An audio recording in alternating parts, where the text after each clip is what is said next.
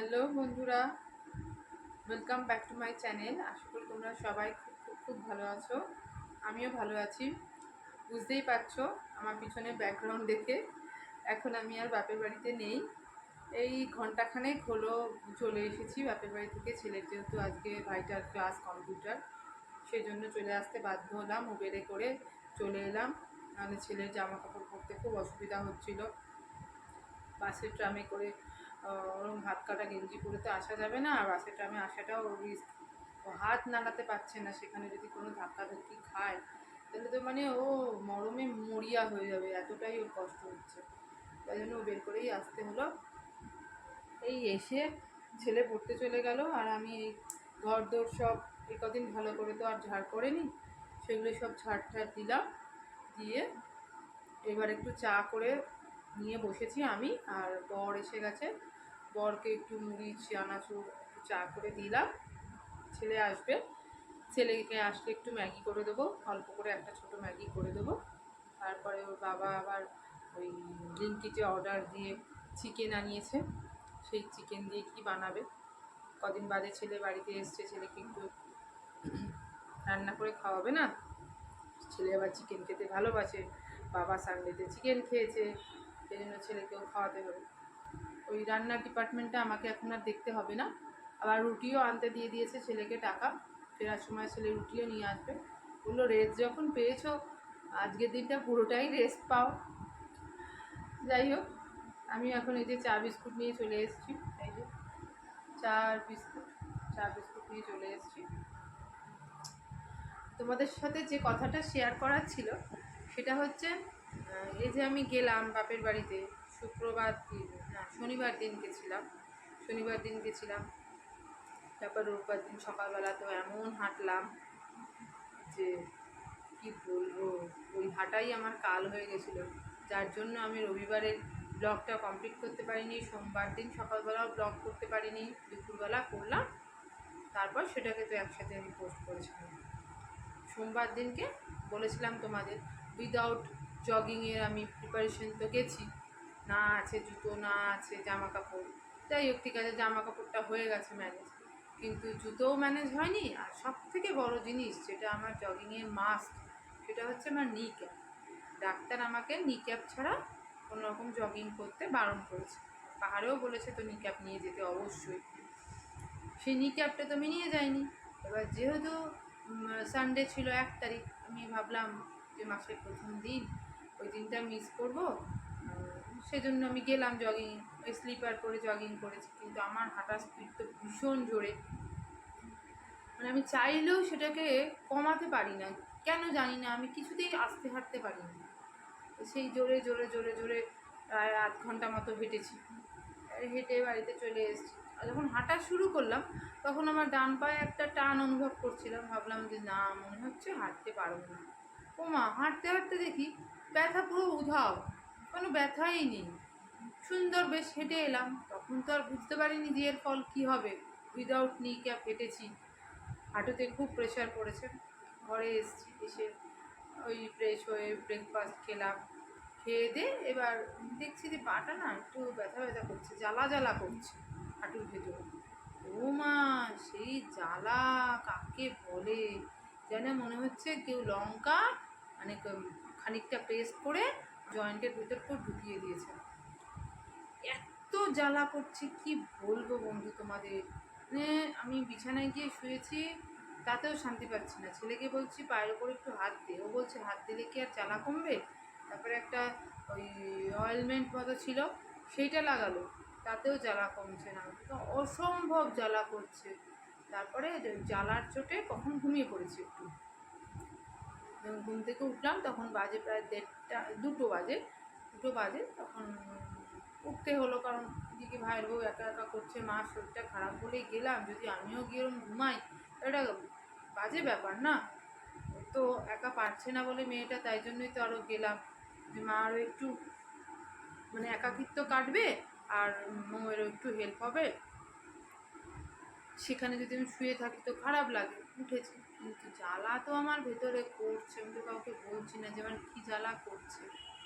সেই জ্বালার চোটে আমি খালি ব্যায়াম করছি, পাটাকে নাড়াচ্ছি, গরম জল বাথরুমে গিয়ে গিজার থেকে দিলাম, দিয়ে সাময়িক একটু ব্যথা কমলো, সে জ্বালা আর কমে না। আমার যে কী ভয় লাগছে। আর মৌ আমাকে বললো যে তোমার সামনে 1 মাস বাকি নেই এখনও যাওয়ার, তুমি কেন এত এক্সপেরিমেন্ট করতে গেলে? একদিন না হাঁটলে কি হতো? নিক্যাপ ছাড়া তুমি কেন হাঁটলে? এখন হেঁটে ফেলেছি তো বুঝতে পারিনি যে এরকম হবে। আসলে আমার স্পিডটা কম থাকলে হয়ে যেত।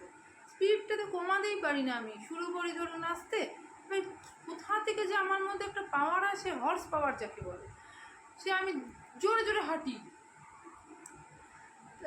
হলো, তার শাস্তি আমাকেই ভোগ করতে হলো। মানে সেই দিন পুরো সোমবার দিনে সকালবেলা পাটা এত ব্যথা যে উঠতে পারছি না, জ্বালাটা একটু কমে গেছিলো কিন্তু ব্যথা, সেই জন্য সকালবেলাও দেরি করে উঠেছি, কোনো এনার্জি ছিল না যে আর ব্লগ করবো। তারপরে সন্ধেবেলার দিকে তো ওই দেখালাম আপনাদের যে মা আরও শরীরটা ভালো না, কিন্তু ভাই বললো যে এরকম কালী পুজো হচ্ছে, যাও একটু পুজো দিয়ে আসো, একটু দর্শন করে আসো, ভালো লাগবে। তারপর মা বললো চল তাহলে তুইও চল। তা অত কাছে থেকে আমি বা কেন যাবো না। তখন আমরা ওই বেরোলাম, মোটামুটি একটু ভালো ছিলাম তাই জন্য যেতে পেরেছি। অসম্ভব যন্ত্রণা করলে বা জ্বালা করলে আমি যেতে পারতাম না। 2 দিনের ব্লগ একসাথে করলাম বললাম, সেটার কারণ হচ্ছে এইটা। মার আগের থেকে জ্বরটা নেই, গা হাত পা ব্যথাটা তো একটু আছে, মাথা যন্ত্রণাটাও কমেছে, সর্দিটাও কমেছে, কিন্তু গা হাত পা ব্যথা আছে আর খুব দুর্বল, একদম খেতে পারছে না, মুখে রুচি নেই, সব তিতো লাগছে, ভাত খেতে পারছে না। খাওয়ার খাদ্য না খেলে তো দুর্বল হবেই, কিছু তো করার নেই। ওই একটু লেবু খাচ্ছে, আজকে একটা জোর করে ডিম সিদ্ধ দিয়েছি, তাও আবার অর্ধেক খেয়েছে, কথা শুনতে চায় না একদম। জানি না কী করবে। বললাম যে পুজোর সময় এরকম অসুস্থ থাকবে, একটু খাবার খাদ্য খাও, নাহলে পুজোর সময় কি ভালো লাগে মা এরকম যদি অসুস্থ থাকে, মার মুখটাতে হাসি নেই, সেই চনমনে ব্যাপারটা নেই, খারাপ লাগে না। শোনে না যে কথা, কি করবে জানি না আমি। কি কুচকেটা খুব বায়না করছিল, যাস না দাদা, আজকে কি আর তুই ওই কথাটা বলবি না যে আজকে না গেলেও হবে? এত কষ্ট লাগে কথাগুলো শুনলে না, কিন্তু কিচ্ছু করার নেই। আর 8 দিন বাকি পরীক্ষার। আমাদের সাথে গল্প করতে করতে চাটাই তো খেতে ভুলে গেছি। দেখো চা পুরো ঠান্ডা হয়ে গেছে, সর পুড়ে গেছে, আমার মনে হচ্ছে গরম করতে হবে চাটা। দেখো চায়ে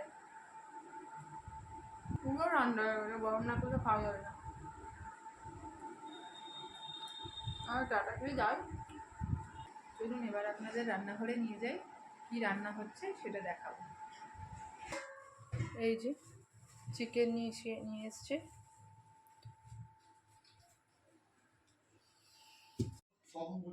একটা এই স্টাইলের পেঁয়াজ কাটা,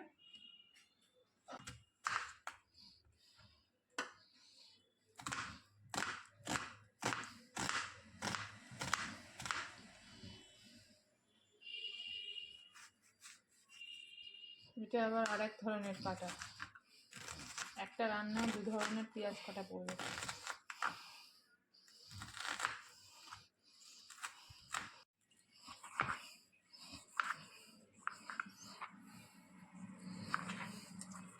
টমেটোটাকেও ছোটো ছোটো ডাইসের মতো কেটে নিচ্ছে।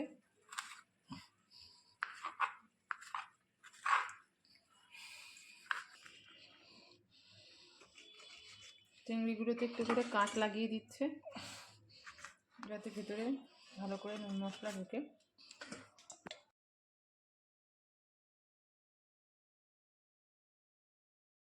এটা হচ্ছে পেঁয়াজের বারিস্তা করা হচ্ছে, হালকা লাল মতো করে ভাজা হবে পেঁয়াজটা, তখন তুলে নিতে হবে। একবারে পুরো পেঁয়াজটা দিলে ভালো ভাজা হয় না, জড়িয়ে যায়, তাই 2 ক্ষেপে ভাজা হবে পেঁয়াজটা। এই প্রথম ক্ষেপের ভাজা তুলে নেওয়া হচ্ছে, আবার দ্বিতীয় ক্ষেপের ভাজাও প্রায় হয়ে গেছে। এবার সব ভাজাটা একবারে তুলে নেওয়া হবে। এই যে ভাজা প্রায় হয়ে গেছে। এই বারিস্তাটা দিয়ে আবার চিকেনটাকে মনে হয় মাখতে হবে, জানি না কি করবে। আচ্ছা, বারিস্তা দিয়ে দিয়েছে, তারপর চিকেন ভাজার একটু তেল, ও সরি, বারিস্তা দিয়ে দিয়েছে, তারপর পেঁয়াজ ভাজার তেল দিয়ে দিল, অনিয়ন পাউডার 1.5 চামচ মতো দিতে হবে, গার্লিক পাউডার 1 চামচ মতো দিতে হবে।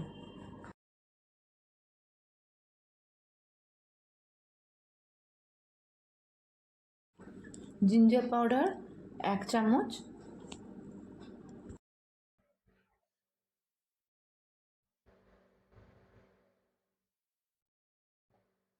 কাশ্মীরি লাল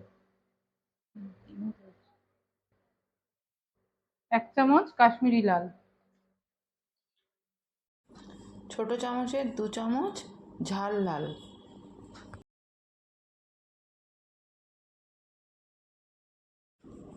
হাফ চামচের একটু বেশি হলুদ গুঁড়ো দিতে হবে,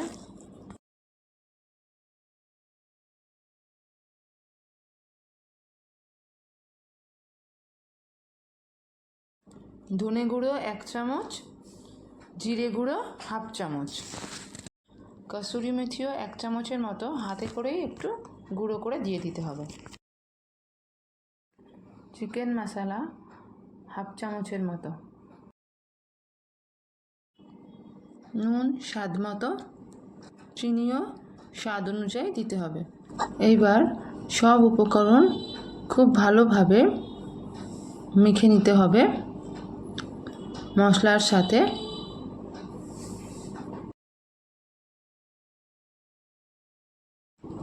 চিকেনের গায়ে যে কাঠগুলো দেওয়া হয়েছে মশলাগুলোকে ভালোভাবে মাখিয়ে দিতে হবে যাতে কাঠের মধ্যে দিয়ে মশলাগুলো চিকেনের মধ্যে ঢুকতে পারে। এইভাবে 15 মিনিট ম্যারিনেট করে নিতে হবে। তেল গরম হয়েছে কিনা চেক করে নিল। এবার কুচনো যে পেঁয়াজটা ছিল সেই কুচনো পেঁয়াজটা দিয়ে দিয়েছে।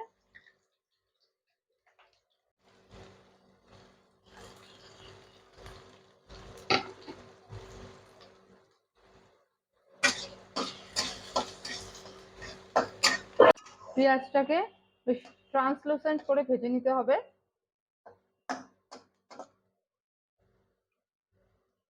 পেঁয়াজটা হালকা রং ধরেছে, এবার এর মধ্যে দিয়ে দিতে হবে হাফ চামচ কাশ্মীরি লাল। এতে পেঁয়াজ আর তেলের দুটোরই সুন্দর একটা রং আসবে।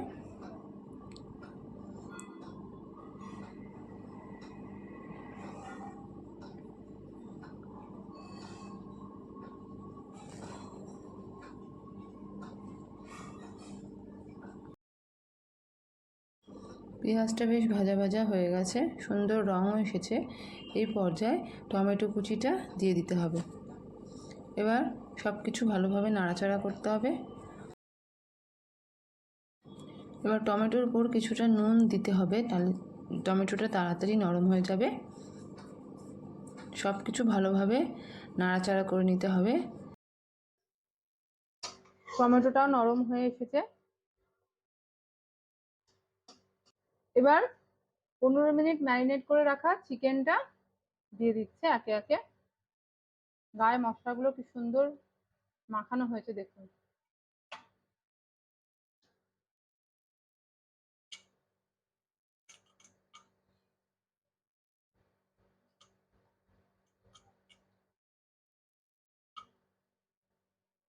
আর লাস্টে যে অবশিষ্ট মশলাটা থাকবে সেটাও দিয়ে দিতে হবে। এই রান্নাটাতে আলাদা করে আর কোনো মশলা পড়বে না, ম্যারিনেশনের সময় যা যা দেওয়া হয়েছে ওটাই। এবার পেঁয়াজ টমেটোর সাথে চিকেনটাকে খুব ভালোভাবে মিশিয়ে নিতে হবে। মোটামুটি কিছুক্ষণ এটাকে একটু ফ্রাই করে নিয়ে তারপরে এর মধ্যে গরম জল দিতে হবে, কিন্তু সেটা একবারে নয়, খেপে খেপে দিতে হবে। একবারে দিলে চিকেনটা তাড়াতাড়ি গলে যাবে, কারণ চিকেনের গায়ে কাঠ দেওয়া আছে। আর 15-20 মিনিট ম্যারিনেট করার জন্য একবারে জলটা দিলে চিকেনটা হয়তো পুরো গলে যেতে পারে। মশলাটার সাথে মাংসটা এবার কুক হবে।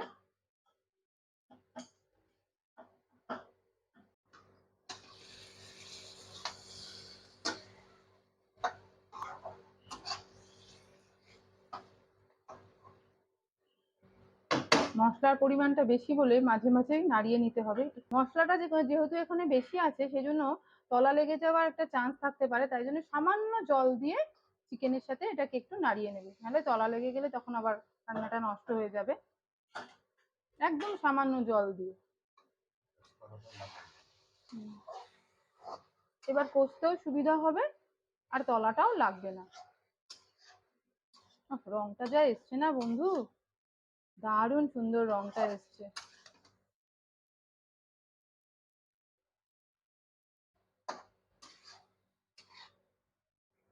আবার একটু কষিয়ে নিতে হবে রান্নাটাকে। এই পর্যায়ে গ্যাসটাকে মিডিয়াম ফ্লেম করে দিয়েছে। মশলা চিকেন থেকে বেশ সুন্দর তেল ছাড়তে শুরু করেছে।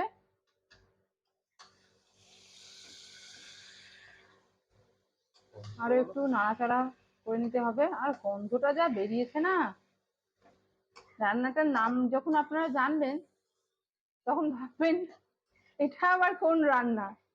কিন্তু রান্নাটার নাম যেমনই হোক না কেন, খেতে রান্নাটা অসাধারণ হয়।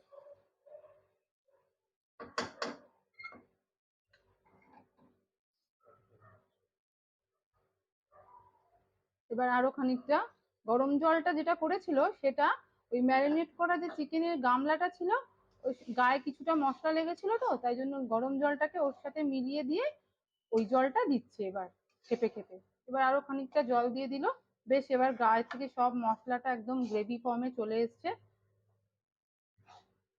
ও, এটা দিয়ে রুমালি রুটি, পরোটা, এমনি রুটি দারুণ লাগবে। এইবার বেশ ভালো আবার তেল ছাড়তে শুরু করেছে। এই পর্যায়ে অ্যাড করবে একটু ফ্যাটানো টক দই। 100 গ্রাম মতো টক দই এখানে আছে। এবার টক দই দিয়ে গ্যাসের ফ্লেমটা একদম কমিয়ে দিয়ে ভালো করে এটাকে মিশিয়ে নিতে হবে আর ক্রমাগত নাড়তে থাকতে হবে।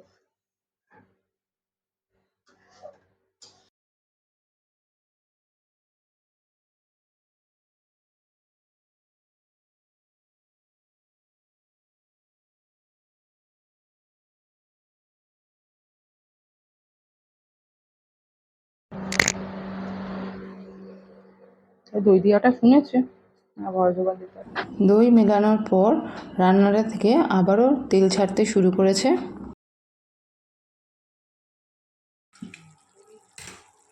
দেখেছেন রান্নাটা থেকে তেল ছেড়েছে, দেখুন, আর রং।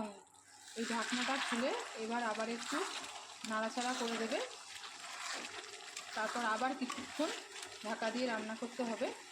যতক্ষণ না টেংরির গা থেকে মাংসটা একটু ছাড়িয়ে যায় ততক্ষণ চিকেন কুক হয় না। এখনও ছাড়েনি, তার মানে আরও কিছুক্ষণ রান্নাটা করতে হবে।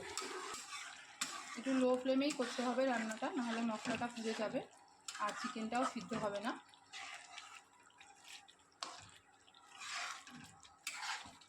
ও, কি গন্ধ বেরিয়েছে! আমার খিদে পেয়ে গেল। দুটো রুটির জায়গায় মনে হচ্ছে এবার 4টে রুটি লাগবে। আবার একবার ঢাকা দিয়ে দেবে, দিয়ে আরও 5 মিনিট রান্না করতে হবে। আবার 5 মিনিট পর ঢাকনা তোলা হয়েছে।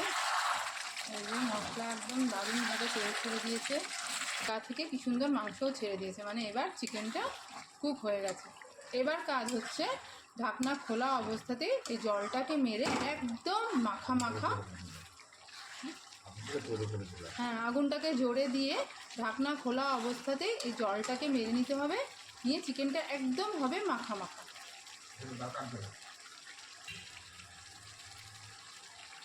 এবার এই পর্যায়ে অ্যাড করা হচ্ছে খানিকটা গরম মশলা। এটা শাহি গরম মশলা, বাড়িতে বানানো হয়েছে। আমার চ্যানেলে একটা শর্টস আছে এই গরম মশলাটার, আপনারা দেখে নিতে পারেন।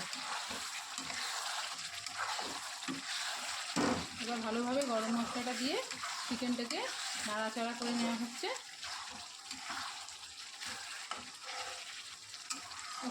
দারুণ দেখতে লাগে, দারুণ। হোটেলের রান্না তো হার মানাবে, এত সুন্দর রং, গন্ধ।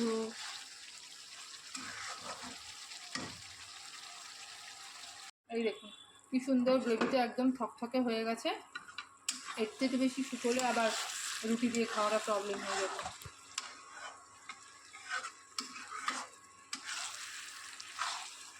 রংটাও সুন্দর এসছে। এবার একদম রান্নার শেষ পর্যায়ে অ্যাড করবে খানিকটা কসুরি মেথি। এটা দিয়েই গ্যাসটা অফ করে দেওয়া হবে, আর কিছু করার দরকার নেই। এবার রান্নাটার নামটা আপনাদের বলছি। এটা হচ্ছে চিকেন হাটকে। পুরোটাই আমার বরের নিজের মস্তিষ্ক প্রসূত একটা রান্না।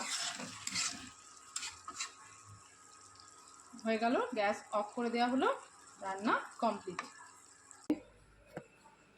আমাদের ডিনার রেডি, চিকেন হাটকে আর তার সাথে রুটি। হ্যাঁ?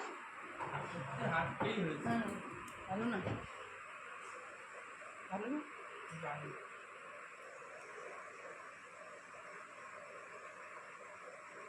বন্ধুরা, তাহলে আমরা ডিনারটা কমপ্লিট করে নিই, আর ভিডিওটা এখানেই আজকে শেষ করছি। তোমরা সবাই ভালো থেকো, সুস্থ থেকো, আনন্দে থেকো। আবার পরবর্তী একটা ভিডিওতে তোমাদের সাথে দেখা হবে। Good night.